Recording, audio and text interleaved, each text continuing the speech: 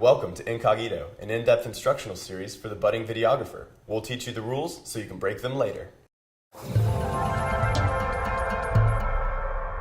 A thorough understanding of exposure is essential for creative videography. So say goodbye to auto anything because you're doing it wrong. Exposure is essentially the balance of tonality between the white and black as recorded by the camera. Think of exposure as a triangle created from your shutter speed, your ISO, and your lens aperture. Each of these components determine how much light is being exposed, but they also have a visual impact on your image. Your lens aperture consists of curved blades that determine how much light is entering your camera. Now, aperture is measured in f-stops, which is based on some ratio that doesn't really matter. What's essential to know is that the lowest number of your lens determines the speed or brightness of your lens. As a rule, lower numbers equate to greater light capturing ability. The lower the number, the greater the light. The higher the number, the less light. Aperture is also directly related to depth of field, which is a range of distance at which your objects are in focus. Deep depth of field means that most of the objects in your shot are in focus. Shallow depth of field means you've isolated your subject while creating that beautiful bokeh in the background. Opening up your aperture, shallow depth of field. Stopping down, everything's in focus. It's essentially the same thing as squinting your eyes at faraway objects. Shutter speed or shutter angle both refer to the amount of time that your sensor is exposed to light. Shutter speed is measured in seconds, where shutter angle is measured in degrees.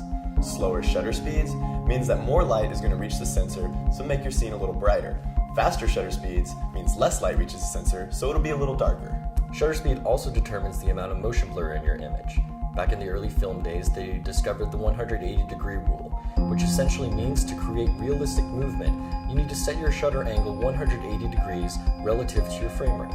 What that means is for your footage to look natural, you want a shutter speed to be 1/2x, where x is your frame rate. So if you're shooting at 24 frames per second, then your shutter speed needs to be 1/48 seconds.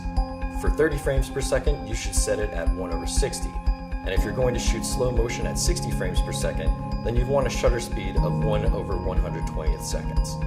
So 180 degrees is your natural baseline. Shutter speed slower than this is going to cause more motion blur in your image, while faster shutter speeds is going to eliminate blur, but also create a strobe-like effect in movement. ISO, or gain, is the last vertex of our exposure triangle. This is the measurement of how sensitive your sensor is to light. Lower ISO values, less sensitive to light. Higher ISO values, more sensitive to light.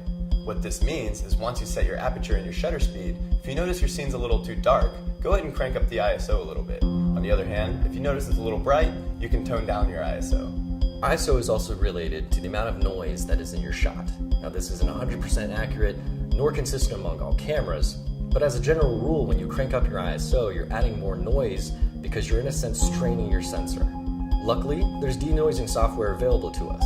However, aggressive denoising will cause your images to look plasticky, so check your camera's limitations and play it safe.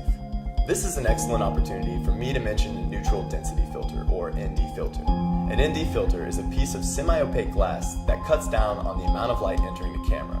Now, an ND filter can either go on top of the lens or be inside the camera, but either way, it's essential to have if you're shooting in a bright scene where you want to shoot wide open. So now that you're familiar with the exposure triangle, let's discuss what proper exposure is. What you've been watching so far has been properly exposed. We've achieved a natural balance of the tones relative to how the camera can record light. Let's look at this underexposed. When shots are underexposed, you are crushing the blacks. This means that you're losing too much shadow detail. The camera will record this information as black, and it's unrecoverable in post. Shooting overexposed means you're risking blowing out the highlights. This means that you're losing too much highlight detail. The camera will record these areas as white, and again, it's unrecoverable in post. But how do we know it's properly exposed? This is where the Ansel Adams zone system comes into handy. It's a description of the range of tones and where natural elements fall. And for creative videographers, where interviews and the like are our bread and butter, knowing where skin tones should be recorded is essential. Skin tones, depending on their relative melatonin value, fall between 50 and 70% white. So that's 50 to 70% white what? Now this is where your exposure tools are essential.